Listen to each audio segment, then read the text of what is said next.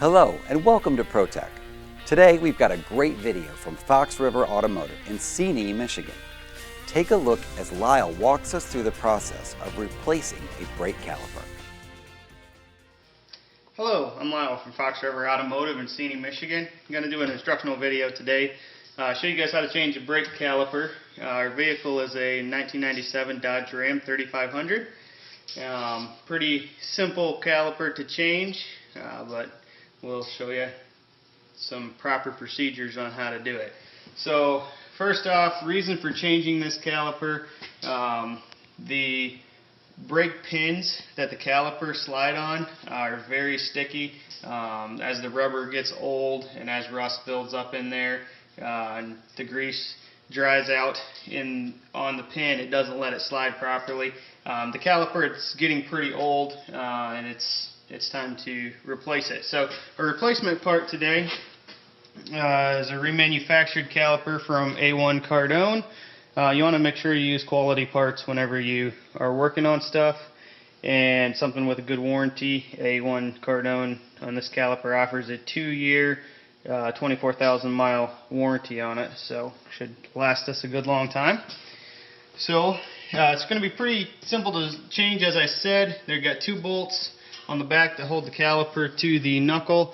This style of brake caliper does not have a brake bracket separate from the caliper. It's just the caliper and the steering knuckle. So we just got the 2 bolts and the banjo bolt that holds the brake hose on. So let's get to work.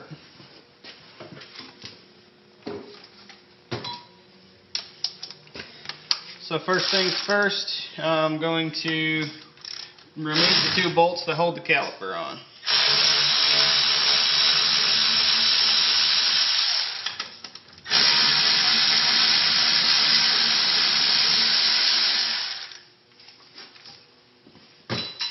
Now you want to have something to catch the brake fluid in, because when you take the hose loose it's going to leak some fluid out.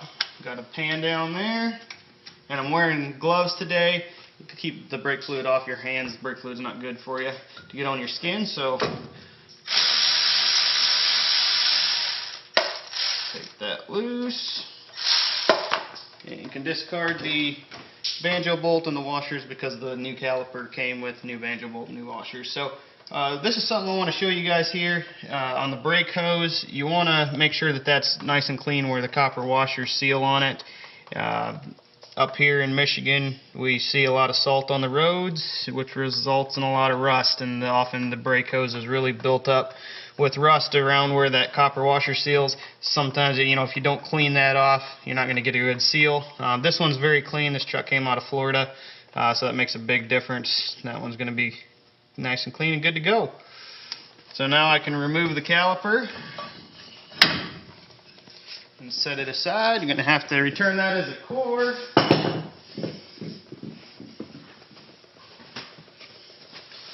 Now, a couple things I want to show you before we install the new brake caliper. We want to inspect the brake rotor, make sure that it's going to be alright. You want a smooth surface for your pad to ride on. As well as you want to make sure that it's not getting too rusted in the cooling fin area and rust ridges built up here. In Michigan, it doesn't take very long for a rotor to get extremely rusty, so that's why I'm telling you that. But this rotor is in good shape. It's nice and smooth, and it'll work just fine. On the steering knuckle here, where the caliper is going to slide right here, you want to make sure that you don't have a bunch of rust scale built up there.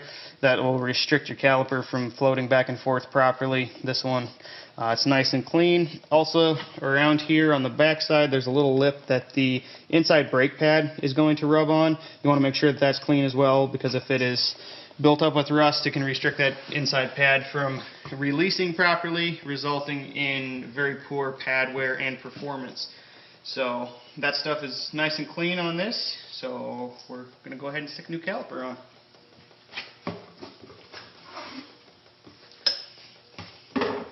So I got the new caliper here. The brake pads are in good shape. We're going to put them on, and one thing you want to inspect if you're reusing brake pads, make sure that the pad lining is not separating from the backing plate. Sometimes right where the two meet, they can separate. it builds up with rust back there and it doesn't stay adhered together. And what happens if that friction material pops off of the backing plate, you immediately go from having good brakes to not having good brakes, and it'll be grinding. So you just want to inspect that. This one, we're good to go. It's in great shape. So we're going to install the inside pad first. Make sure that it's not too rusted up. Make sure it's in good shape. Not separating. This style, it actually has two little springs on it. It lets it pop inside of the caliper piston. And this one,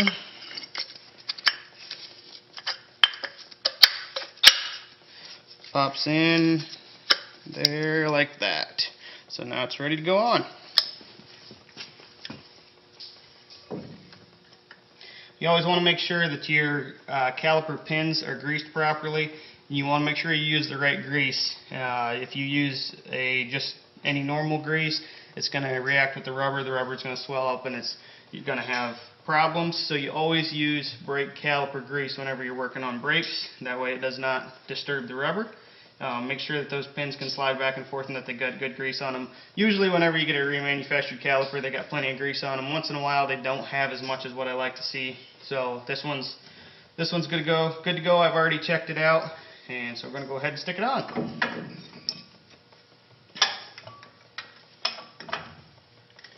Get our two bolts started. Might have to jiggle the caliper around just a little bit to line them up to the holes.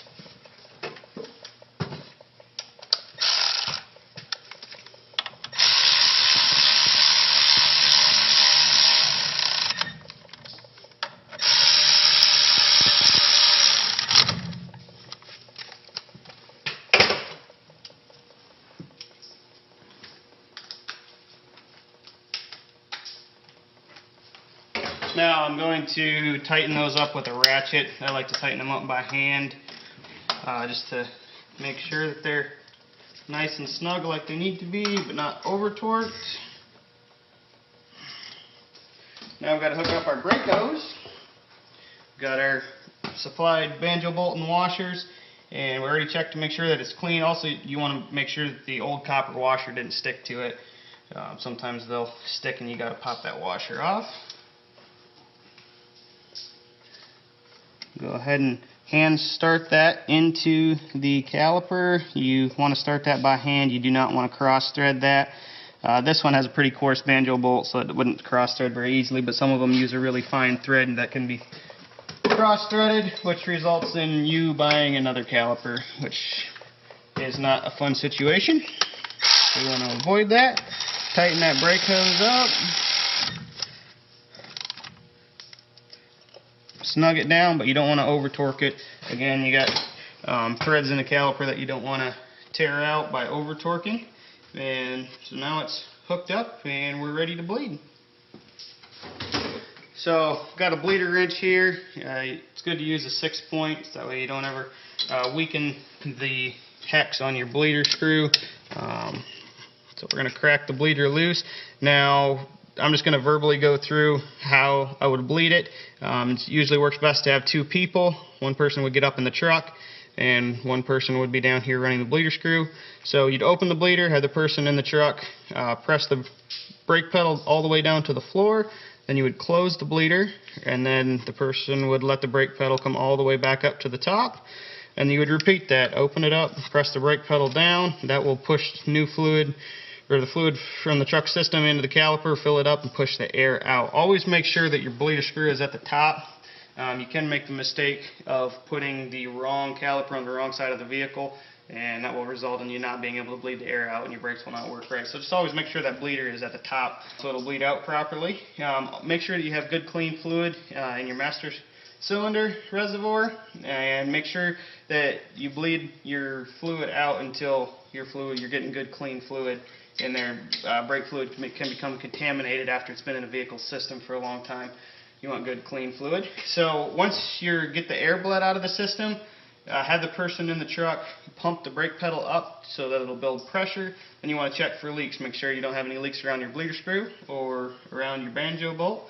Everything's good there. You want to make sure before you're finished up, and they pump the pedal up and then have them let off. Make sure that it's releasing nice and free.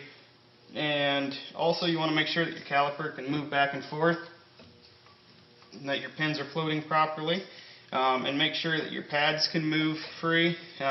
This outside pad on this style sits tight against the caliper, but on a bracket style caliper you want to make sure that both pads can move back and forth with your finger nice and free. So I think that basically covers it for today. I'll let you figure out how to take the wheel on and off. So this one's basically ready to go as soon as we get her bled. So thanks a lot for watching. I appreciate it. And remember to use quality parts like A1, and have fun wrenching. Thank you.